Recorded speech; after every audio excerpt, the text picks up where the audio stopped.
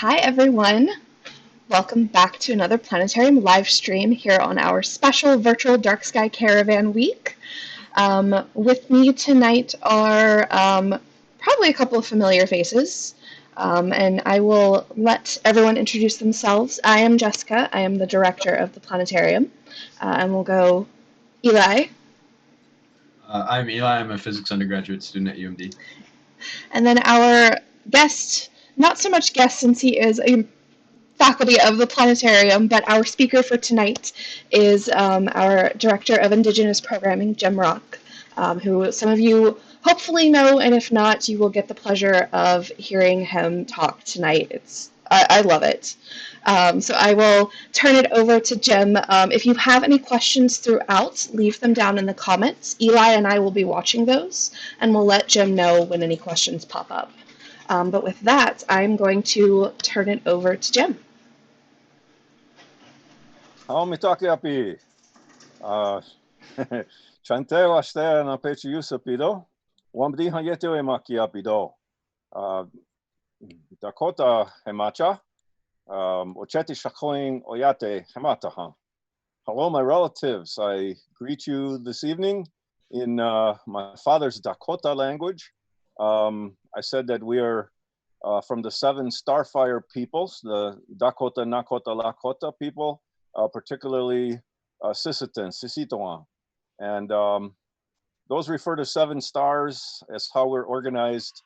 We have 4 Dakota cousins, let's say, and 2 Nakotas with the N and the L, Lakotas.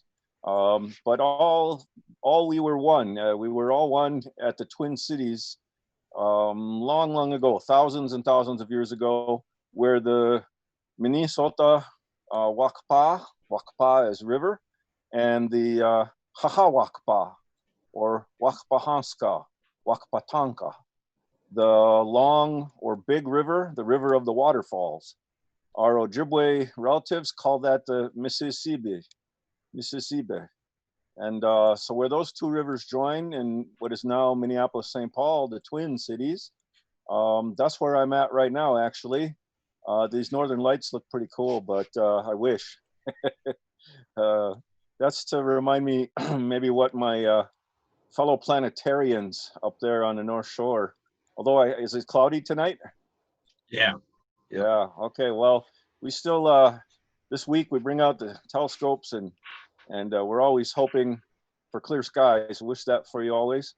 The rest of what I said was, from a glad heart, I greet you and offer you my hand. It's a traditional Dakota protocol greeting. And I'd also like to say, Bonjour Nindinoe Magnituk, Jim Rock Indigenous Cause, Buan, Indudem. That's, I said, hello, my relatives in Ojibwe.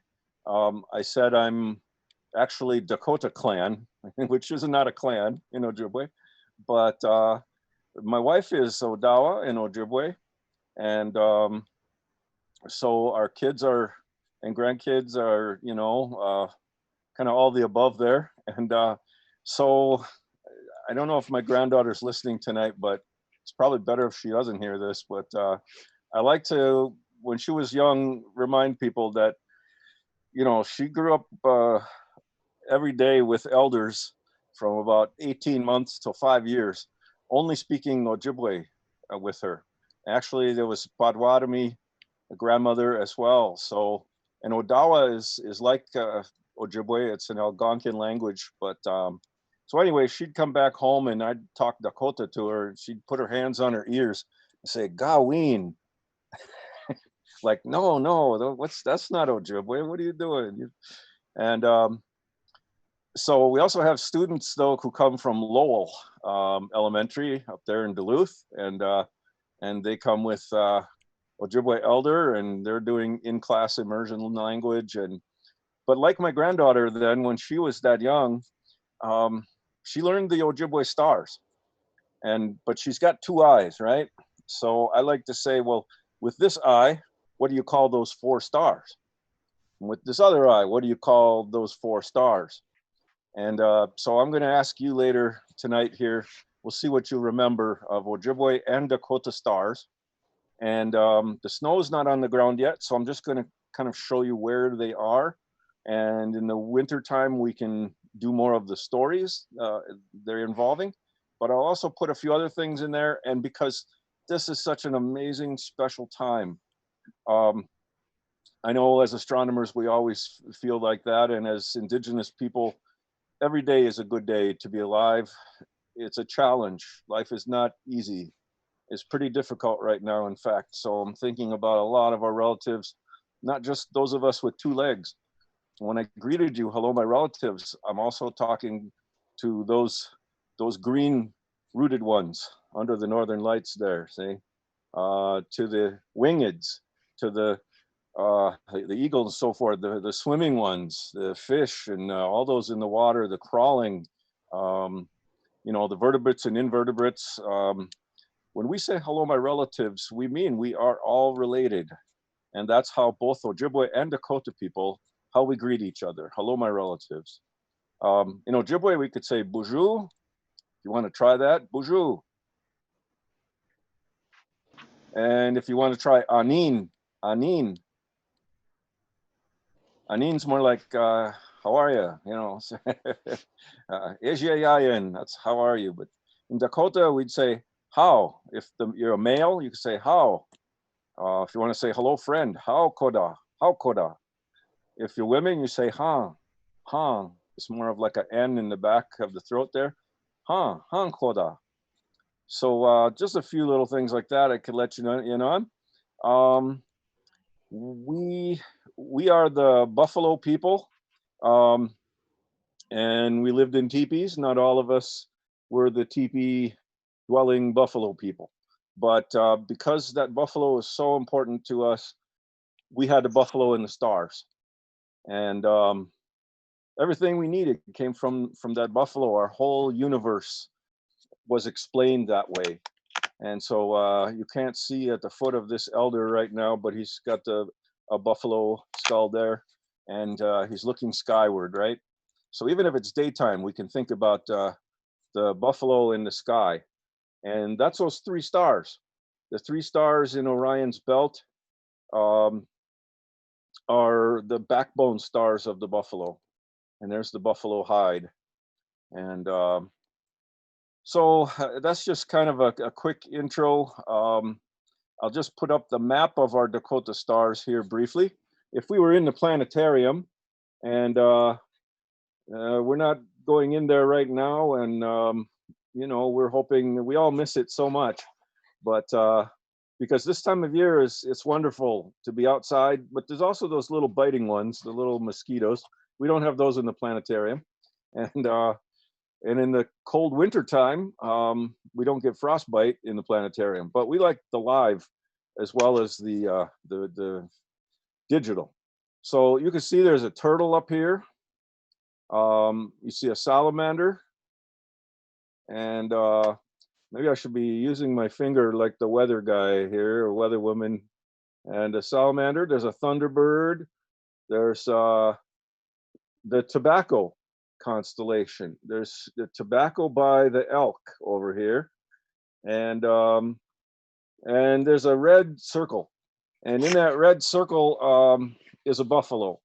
And we'll kind of go back through these more carefully on a PowerPoint. There's also a sweat lodge here, the Initipi, the life, the breath of life teepee, where we make a fire. We have the grandfather rocks that get very hot, red hot. They're brought into this low rounded structure that we make out of the kind of willows, alders, and cover those with blankets. And then it's very dark in there, just like the planetarium. And then those rocks are glowing red, and we close the flap. And in the Ojibwe version of this, those grandfathers, 7 of them, the first 7 rocks are greeted. And in our Dakota way, we're very quiet during those first 7, but we both use 7, and it represents 7 stars. And then we pour the water, we sing the songs, you know, and it gets very steamy in there, and we remember the beginning of the universe, and we tell those stories, we sing those songs that explain who we are, because we come from the stars.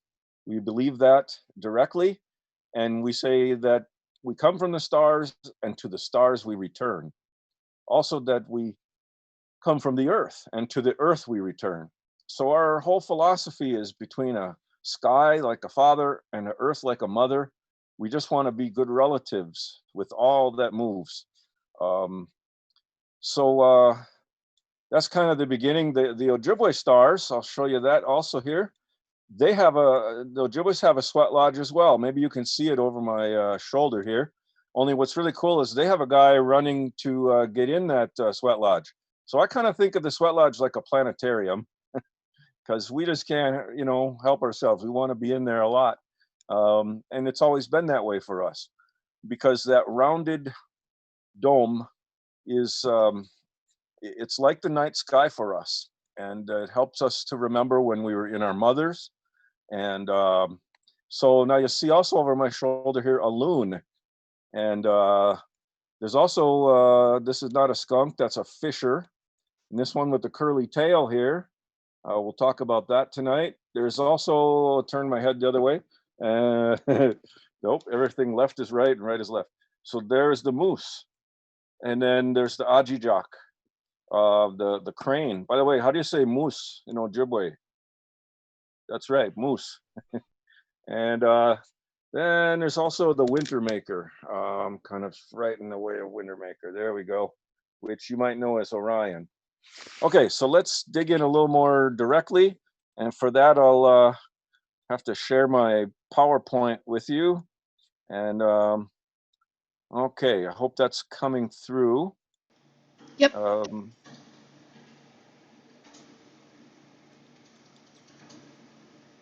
right, are you seeing the stars with some connections? Yes, we are. Oh, good, all right. And then those connections are the European, the old world Egyptian, Babylonian, Greco-Roman version. And you see the Earth is circling around that sun. That's not actual size. That'd be really hot if you were dancing around the sun that close. But it's just to give us the idea that, all cultures have connected the dots and seen those animals near them. And of course, in Africa, there's a lion. We didn't have giraffes or lions or rhinoceros, here, but you'll see what we do. So let's see here. So now you can kind of see when we put the alphabet letters on these, we get Aries, Taurus, Gemini, Cancer, Leo, Virgo, Libra, Scorpius, Ophiuchus, Sagittarius, Capricorn, Aquarius, and Pisces. I mentioned a 13th one there, Ophiuchus, and a lot of people don't remember, but there's a little piece of the foot of Ophiuchus. There's a scorpion that Zeus told to sting Ophiuchus and bring him down, and but the sun, that's that orange, that circle of orange going right through there. So there is a time when you might have been born. It's around November, and so if you don't see that 13th zodiac sign in the newspaper, maybe we should. So you may be an Ophiuchian, and that's a guy with a snake in his hand. So I just want to show you the western view again, and you see where the yellow dots cross the sky equator. The sky equator is just the Earth's equator stretched out to the stars. And the yellow dots is the path of the sun. It appears, of course, that the sun is circling around us. It appears that the Earth is at the center, but this is just kind of a model. And then you see the Milky Way, kind of like a river in the sky like that. And so we put those constellations on there. And one of the ways I like to remember them is instead of Aries, Taurus, Gemini, Cancer, it's animals 12 or 13 go circling. ATGC. Animals 12 or 13 go circling. LVL, like very long. Animals 12 or 13 go circling like very long SOS, snake or serpent. Imagine a snake or a serpent that's kind of circling. And in fact, it's circling so far that its head is almost coming back around on its tail. And so CAP, cap. Animals 12 go circling like very long snake or serpent, CAP, capturing all planets. So that snake actually swallows the planets, and it kind of swallows the sun and the moon too. So, you know, we have the 5 visible planets without telescopes, the sun and the moon, that's 7. So the 7 days of the week are, in the European way, are named for sun, moon, and those 5 planets. So imagine it's a giant snake or serpent that circles the sky, and that's just my little mnemonic device, my little memory trick there. And of course, during each time of these, you know, stars, as the sun seems to be going through them, this changes actually over thousands of years. So we won't get into that right now, but there's a wobble effect. So up in the north pole there, way up, that says Draco. Draco's kind of the flying dragon that's between the Big Dipper and the Little Dipper. For us Dakota people, that's the Thunderbird. And so the Milky Way kind of crosses at the top like this. It also crosses around on the bottom, but it crosses at Gemini and Taurus over there. And then also between Sagittarius and Scorpius. So that's where the SOS, remember SOS? The O is Ophiuchus. Now you might know Orion, but do you see Orion in here? No, Orion is not one of the Zodiac constellations. Orion is actually below and between Gemini and Taurus. Gemini the twins, Taurus the bull. And so we should have a 13th constellation, but it's not Orion. But what you'll notice is Orion would be across from Ophiuchus, and that's where the Milky Way crosses. Okay, so here are some symbols, and they left out the Ophiuchus symbol. I won't dwell on this too much, but again, it's not the right distances, but they are the right sizes.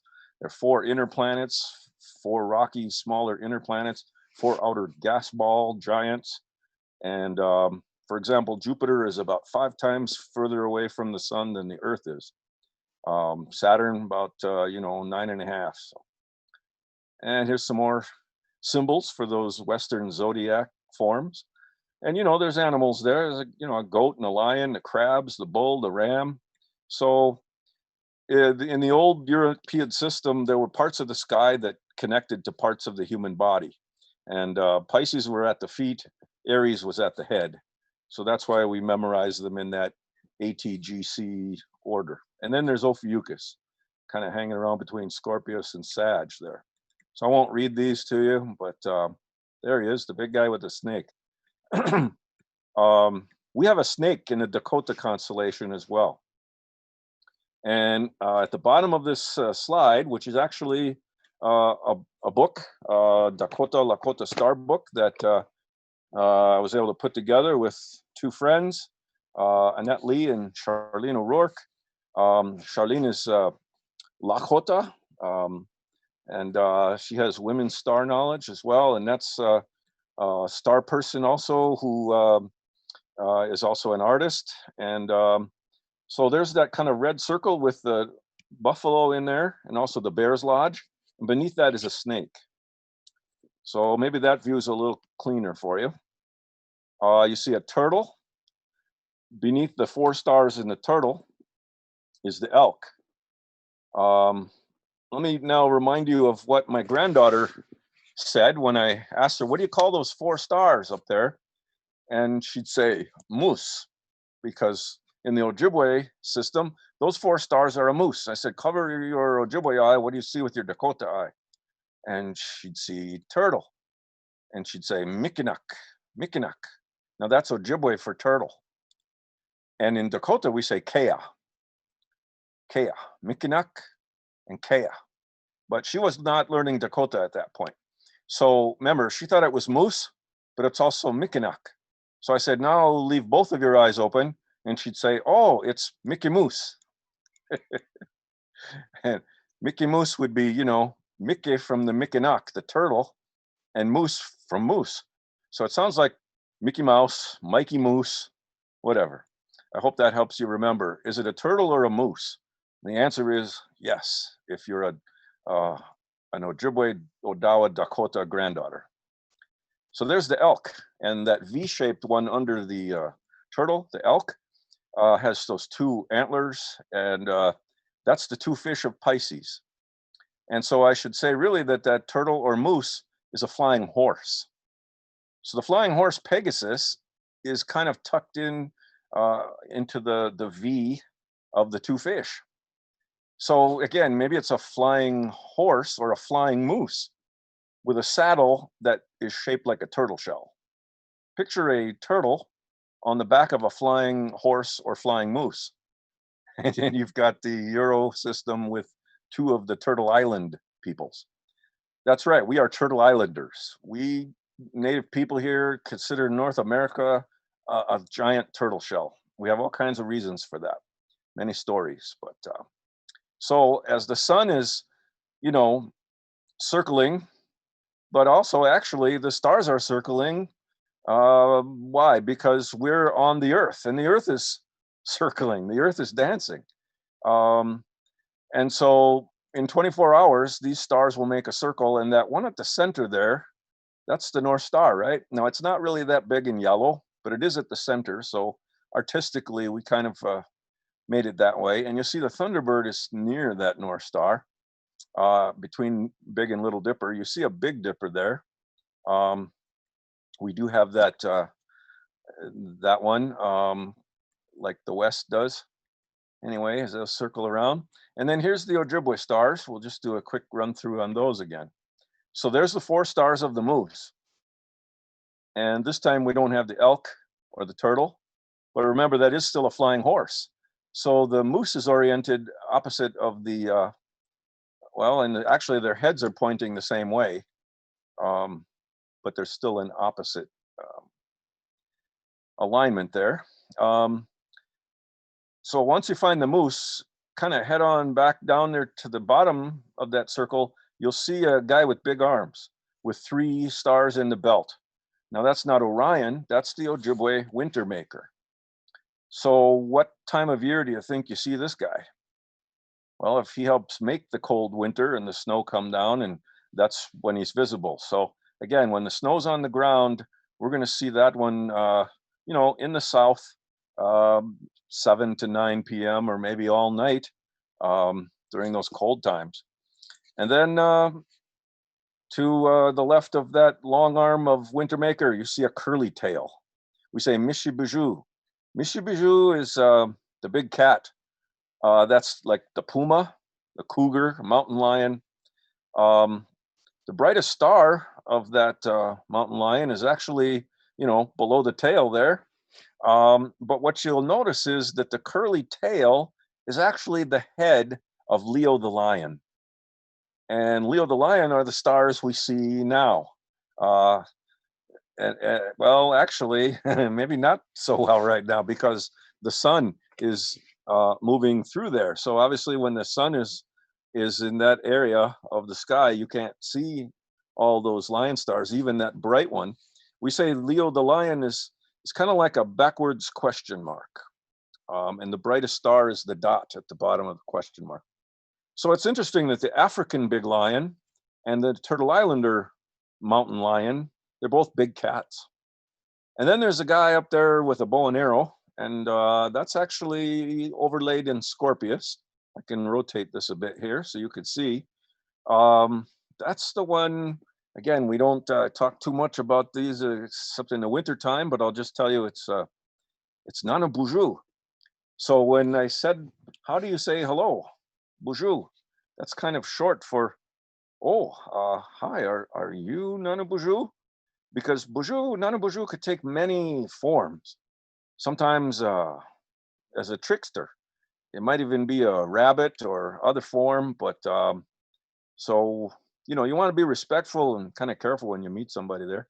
And there's a bright star in Nana Boujou's head. That's the brightest star in the Scorpion. And So it's, he's out there kind of hunting with that bow and arrow. And again, there's stories for the winter time. But notice that the Little Dipper is the loon. And the curving part of that Little Dipper's back, that's the handle of the Little Dipper. The head of the loon are the 4 stars of the Little Dipper. And one of those 4 stars is the red eye of the loon. So you know how the 2 stars of the Big Dipper point to that last tail star of the loon, and that's how you find the North Star. The North Star is actually the tail of the loon, and yet those 2 big stars of the Big Dipper, they're in the fisher. Fisher is an animal kind of like, well, it's the fisher. It's his own relative, but it has close relatives, kind of like the marten, the like not so much the mink, but maybe even a skunk. I don't know. And the word for fisher is ojig, and skunk is jikag. So they have that jig in common there. Ojig and jikag. And then again, there's the sweat lodge. And so we'll go back to the Dakota one. Do you find our sweat lodge? Well, you'll see that our sweat lodge is pretty far high above the snake's head. And yet, do you notice what that is? That's Leo the lion, the African lion's curving head. Some think that that's the Sphinx, actually, in Egypt, the big lion there. And that's the king of animals in Africa. And the sun is the brightest star. So when the sun goes through that part, it's kind of the royal timing. And so it makes you kind of wonder if how we thought about that. Now, when the sun kind of gets near the sweat lodge, or the moon, or any of the planets that are on that dotted line there, it's kind of like maybe the sun, the moon, the planets are going to go into that special ceremony chamber, the sweat lodge. And especially if 2 planets get closer and closer to each other, we call that a conjunction. And that's what I wanted to say tonight, is it's a very special time. After, well, every 20 years, we get to see Jupiter and Saturn move closer and closer. And this December solstice, they will be so close, they'll fit behind your little finger at full arm extension.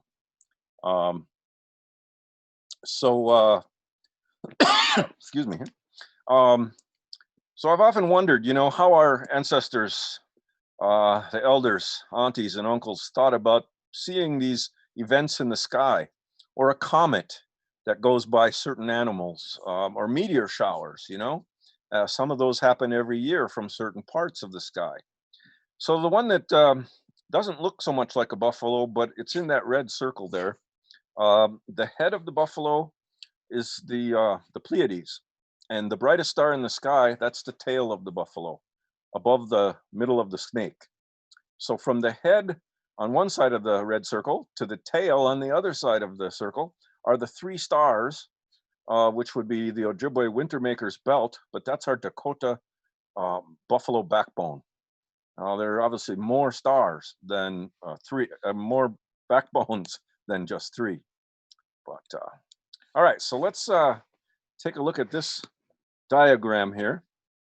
I'll check with Jessica or Eli, any questions that might have come in so far on the chat? Nope, no questions so far.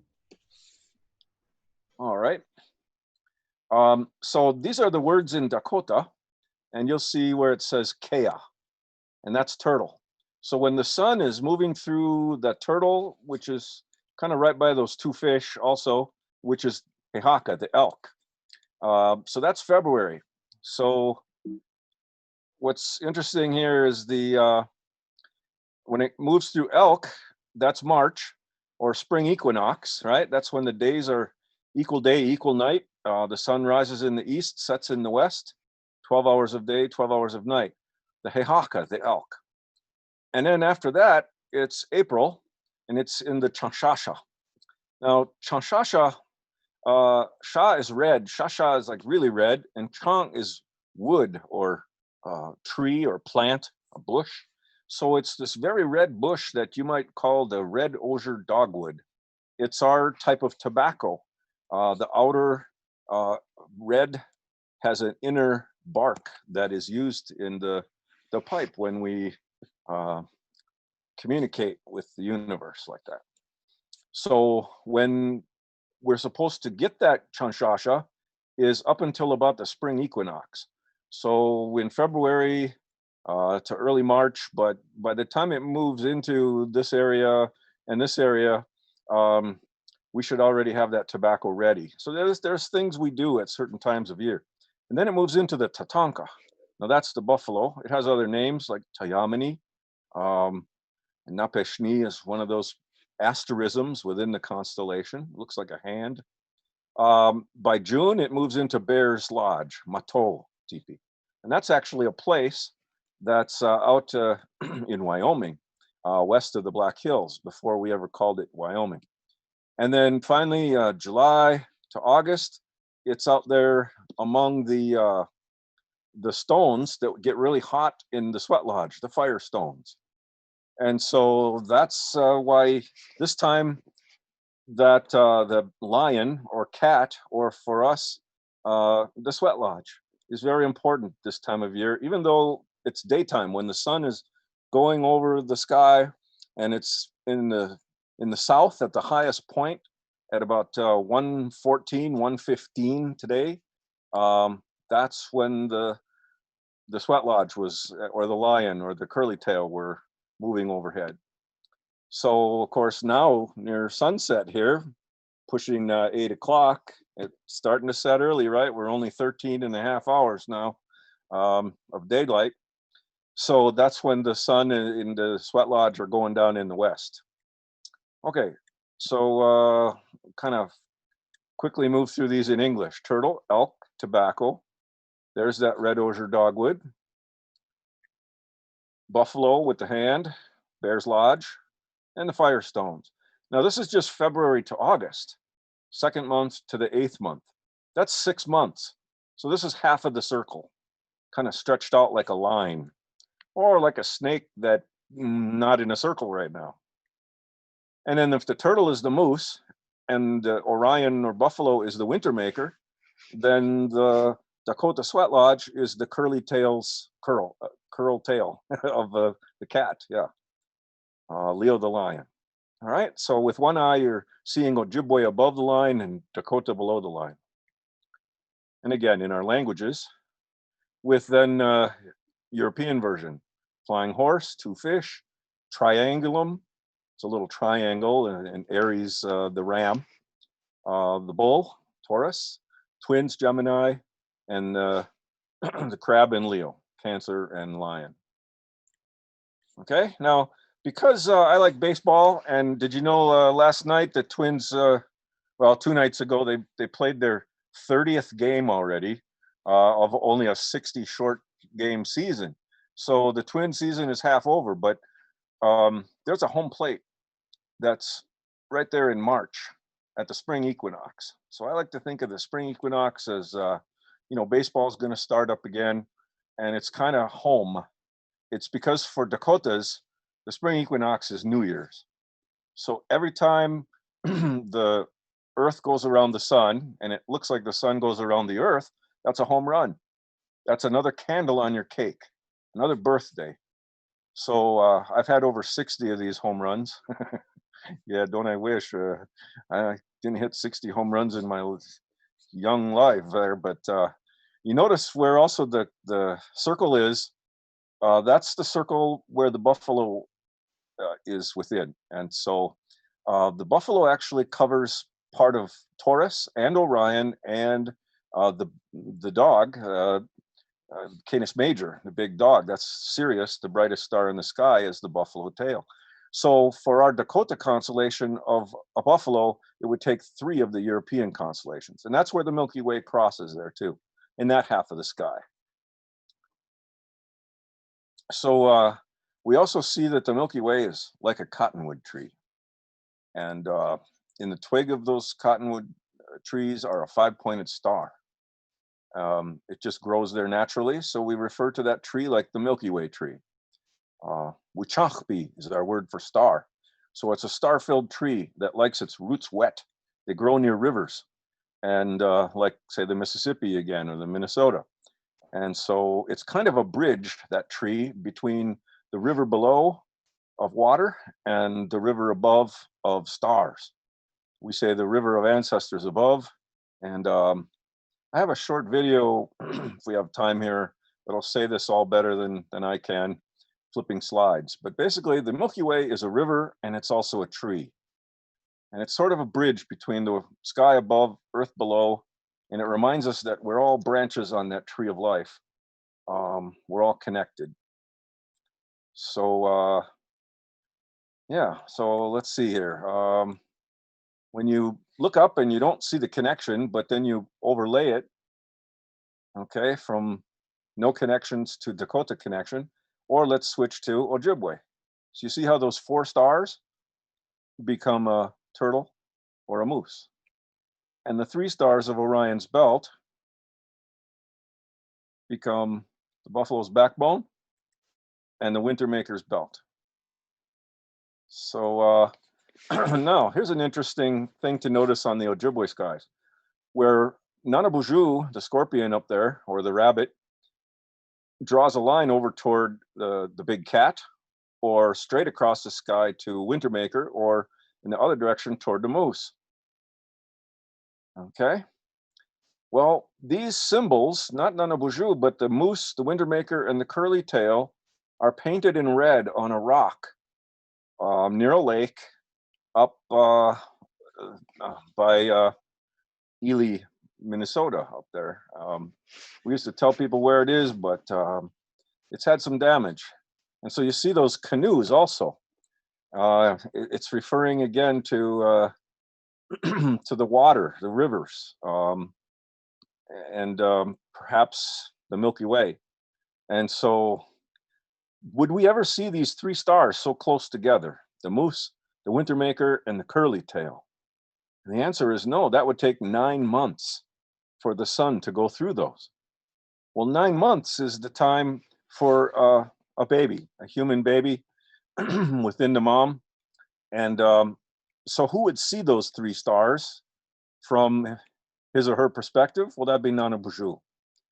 So it's like the person who was in their canoe painting this high up on the rock above the lake was kind of thinking, yeah, I'll tell a story here about how we come to be and how those stars are watching over us, even when we're in our moms. And so remember, though, Dakotas were living up there for thousands of years, but we could put a turtle on there, but we will respect our Ojibwe relatives and not do that. So you see the flying horse, or is it a flying moose with a turtle shell saddle? All right. So last couple slides on this one. This is the European way to connect the dots, but those are Maya drawings from down in Mexico. And part of the sky, other part of the sky, 6 months, other 6 months. And then look at the 3 stars there of what would be Wintermaker or the buffalo. But for the Maya, that's a turtle shell. So the Mayan Orion is a turtle in the sky. And they see 3 hot rocks on the back. So again, I like baseball. And if you think of spring equinox as home plate, and then the summer solstice is June 22nd, June 23rd. Well, we're headed to second now. And that's the September 22nd spring equinox. We're not there yet. We still have about, 29 days or something like that. So August is coming into second here. And these are the Maya symbols for north, south, east, west. Baseball actually has all these directions. You know, a pitcher who's left-handed, they call a southpaw, because as the pitcher's on the mound, that left hand will be over there toward first or the south side. It has to do with when the sun is rising and setting and the rules of baseball. Another rule about baseball is you have 90 feet between home and first, another 90 feet between first and second, another 90 between second and third, and of course, if it's a square, that's 90 more between third and home. So what's 90 and 90 and 90 and 90? Well, 180 and 180, or 360. So I'm not sure baseball is a circle of 360 degrees or a square, or maybe both. Is it a circle or a square? Yes, and so there's 4 special days that separate the 4 seasons. We call those the 2 equinoxes, the 2 solstices. And so now that you kind of have the ball field, we could play a lot of games here. And as native people, Turtle Islanders, we did. And we noticed where these planets were. So I'm going to pull up a different PowerPoint here. I hope this one's transferring over. So do you see Jupiter and Saturn on this slide? Yes. Thumbs up. Good. Coming through? All right. So 20 years ago in May, it was a little hard to see because Jupiter and Saturn with the purple arrow were very close to the sun. Unfortunately, it was happening in May. And Jupiter and Saturn were very close together. And it was in the Dakota elk stars. You see the turtle square up there and then the elk. And so that was May of 2020 years ago. Well, Jupiter and Saturn are going to get just that close again. In fact, even closer this December in 2020. Now, if it's about every 20 years, 20 of those getting together, they're like ball players, you know, in the sky. And maybe, you know, they have a conference. Maybe they're on the same team because I don't know, but the shortstop and the second base get together or something. But 20 times 20 would be 400 years. And it's actually not quite 20. It's 19 point something years. I won't go into the math of that tonight, but imagine about, I'm going to take you back, actually not 397, but to the year 1623. Wait a minute. Yeah, 1623, the year. So that's about, 3 years after the Pilgrims showed up at Plymouth Rock, right? Interesting. So 3 years after the Pilgrims came, and they were pretty hungry those first couple of years, and we showed them, you know, hey, here's what corn is, and here's some things you might want to eat to stay alive. And so that's when Jupiter and Saturn were getting together in 1623. And now it's 2020, almost 400 years later. And the cool thing is, Jupiter and Saturn have not been so close together as that those nights of 1623. This is the closest they have been. They'll get within less than a degree. I think it's even 0.2 of a degree, 0.2 of a degree. So this is a design made by Kepler, actually before those Pilgrims in the 1590s to 1630. And he's showing the 1603 conjunction, where Jupiter and Saturn got together between Scorpius and Sagittarius. And what we notice is every 20 years, Jupiter and Saturn seem to get together, but in a different corner of a moving triangle. And that's what's so awesome. So if you go 20, 40, 60, wouldn't you think that from the year 2000 to the year 2020, and then to the year 2040, and then again in the year 2060, would you think maybe that where the Scorpion and Sagittarius and the guess what I'm trying to say is, would that be back in the exact same place? The answer is no, for 60 years. You see the corner is just about 9 degrees different. So actually it takes more than 3 conjunctions, 60 years. It's off by 9 degrees. It takes 40 of those conjunctions, about 800 years to come back to that same place again. So this is kind of like a giant clock in the sky, and it's like the minute hand or the second hand. And we can measure many thousands of years by telling stories of when these 2 planets got together. And it wasn't just the Europeans who were doing this. We referred also in this side of the world. Saturn and Jupiter is just the Roman way of saying Kronos and Zeus, and the Greek way. But we also had, Saturn takes 30 years to go around once. It moves kind of slow. And Jupiter only takes 12 years to go around the sky once and return to the same place. And so actually between that 30-year dance of Saturn and a 12-year dance of Jupiter, they will line up 20 years. And it's kind of like the math of 30 times 12 is 360, like the baseball diamond again.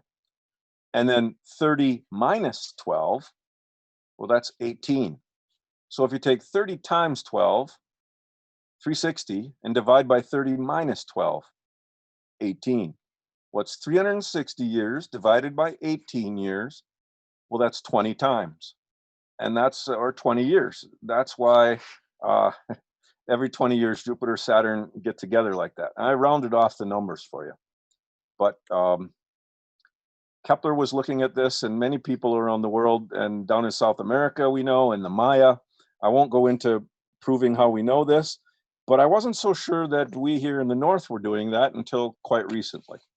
But that's why I teach classes in archaeoastronomy and ethnoastronomy, kind of pyramids and teepees and everything in between, and how we all measure the sky to the day, and in fact, to the hours, or, you know, parts of days. We didn't need decimal points here. We used 13s and 20s, or 13s and 28s. We used the turtle shell to figure this kind of thing out. So when the Maya carved dates, they said it would be a good time for a father and a son, or a king and a prince, or a queen and a princess. I'm using European names, of course, but it's basically a time for a generation to pass on the leadership. And so that's how they looked at how we did. We looked at the sky and we said, oh, maybe this December is a good time for, you know, a new spiritual or political leader or leaders. So that's just about a month after the 2020 election here too. Kind of makes you wonder. So there's the math. And I guess I won't need to show you more of this, but that's one of the Maya carvings in stone. And it's talking about when the father on the left and the mother on the right, that's a king and a queen, they're given the prince kind of the feather crown.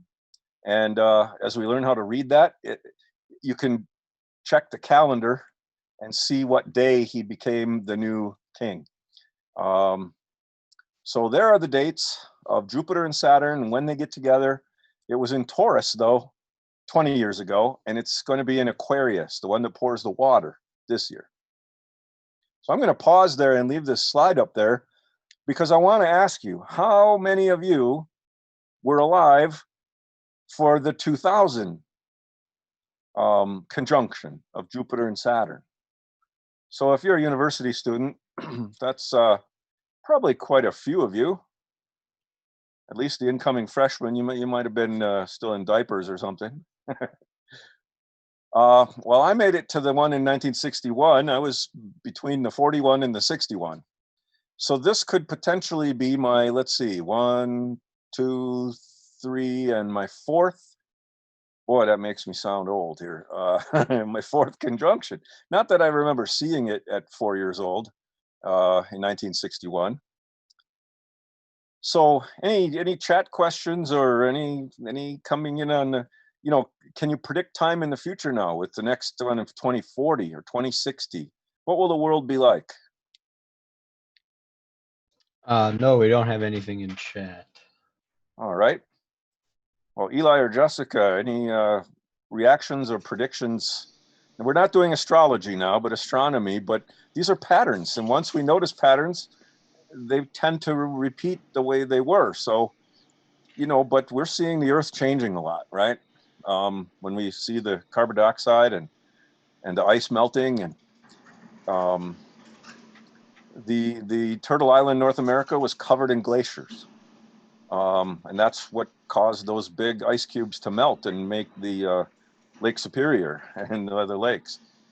So I don't know if we'll see glaciers returning in 2100, or maybe it's just going to get drier for a while. I don't know.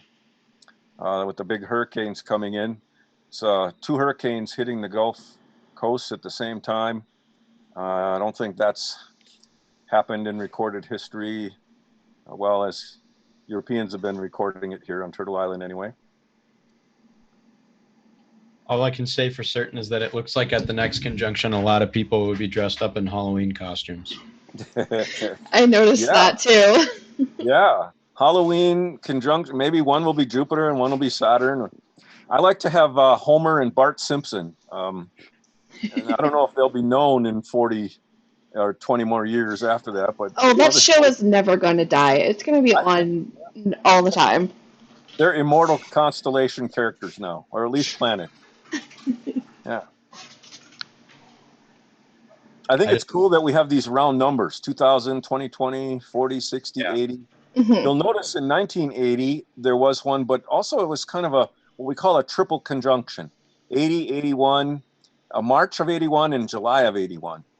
Well, it turns out back around 4 BC or 6 BC, there was also a triple conjunction.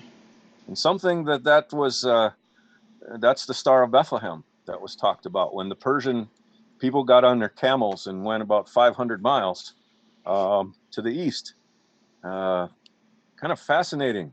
So this is where reading the sky as ancient cultures, whether they're in Asia or South America or whatever, these rare events, do they bring us things, or do we just want certain things to come along? Or there's also some interesting, there's a pattern of 20 years with presidential elections. I better not go into that too much because it's getting too close here, but some of you may know about that one. And maybe that's just playing with numbers, but you can look that up on the internet. So our time here is about 7:52. Speaking of magic numbers. So there's our teepee. And the teepee, starts with 3 poles, east, north, and south. And then we add 4 poles and another 4, 1 through 4, 5 through 8, and then we add in 9 through 11 and 12. And the cover is on 12. So we wrap it in both directions toward that flap, the 2 door poles in the east there. And so actually you could see that it's not a pyramid, but we could keep track of the moving sun from equinox to June solstice, back to equinox to December solstice, and back to equinox again. And so we also see those 3 stars in the backbone as the 3 teepee poles. And now I won't go into all that, but I just want you to know it's something I call starchitecture. And that's what our dome is, our planetarium, our sweat lodge, our teepees, our earth lodges, the hogan, if you're a Dene, Navajo person, if you're Inuit or Inupiaq up there in the ice place, you build those rounded ice domes, and you have those northern lights. So I guess I'll skip out of here again and maybe go back to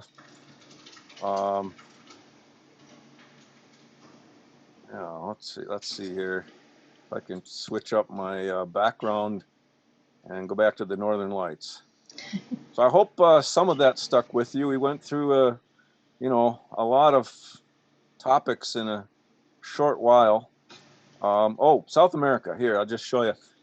People in South America have a mama llama and a baby llama, and it's the dark parts of the Milky Way, not so much connecting the stars, although the 2 stars of the mama llama's eyes are Alpha and Beta Centauri. So one of our other planetarians, he's been down, Josh here, he's been down to New Zealand, Aotearoa. I've been down there as well. We both worked with a Maori astronomer who also came up to University of Minnesota Duluth. He was a Fulbright scholar. So anyway, when you're south of the equator, you get to see entirely different stars and cultural connections to the constellations. So I'll say, Michante Atang Wopitatanka. Thank you from my heart for listening tonight. And clear skies, a few mosquitoes, and let's hope those forest fires out west can be dealt with. There's a lot of scary things going around Turtle Island. Just keep safe, healthy. Absolutely. Well, thank you, Jem. As always, I love hearing you talk. I learn, I say this every time, but I learn something new every time that I talk with you. It's a joy. If anyone does have any questions, we can. I know, Eli, if you need to hop out, it's not a problem. I can handle the chat. Yeah, I can just a couple minutes. Yeah. We'd also love to hear from you if you enjoyed this and would like to hear more from Jim, because we would definitely love to have him do some more, whether it's more of just archaeoastronomy and things like that, or once there is snow on the ground, if he is willing to share some of those stories with us. We would love to have him back and doing more of these streams. I love that. I know, Eli, you love the Baby Yoda. Hold my tongue. I didn't want to interrupt you, but I saw it. I'm jealous of Eli's cruiser there. That's pretty awesome. Oh, yeah. He's gonna hit light speed pretty soon, hyperspeed. So. Yep. All right. Well, thank you again, Jim, and thank you everyone for tuning in with us tonight. We do have a few more shows for our Dark Sky Caravan week. Tomorrow we have Bob King, who's going to tell us about the bright planets that we can see up in the sky right now. And then Friday, Lindsay is going to be giving us kind of an intro into how to get started into astrophotography. It's a lot simpler than you might think. And then on Friday, or no, that was Friday, Saturday, I'm going to be going through some of these objects other than stars and planets that you can find up in the nighttime sky that are really good to look at, some with just your naked eye, most through telescopes, but we'll tell you a bit about those. I'm not sure that the telescope stream is going to be happening tonight. I haven't. Eli, you have a better look at the weather than I do. Yeah, it's looking kind of clear right now, but there's a lot of cloud cover coming in, so. Well, That's I so will. cool how you look out your star cruiser and see the weather down below there. Yeah. Well, I will be checking the weather and see. We'll see. I know with the smoke, we're getting a lot of smoke too, which is hindering our views. But I have some other telescope streams that I can point you towards if we do end up having to call it for the weather tonight. I'll make that call in a little bit. Yeah, I see those orange skies behind you. Wow. Yeah, right? But yeah, thank you again. Thank you, Jem. Thank you, everyone, for tuning in. We hope you have a wonderful rest of your evening, and we hope to see you back the rest of the week and for our future weekly live streams that we do. We will definitely be having Jem back if you would like him back. I know I do, and if he is willing to come back and do some more for us, which I think we can twist his arm. I think we can make it happen. So yeah, thanks everyone. Good night, and we'll see you next time. So bye.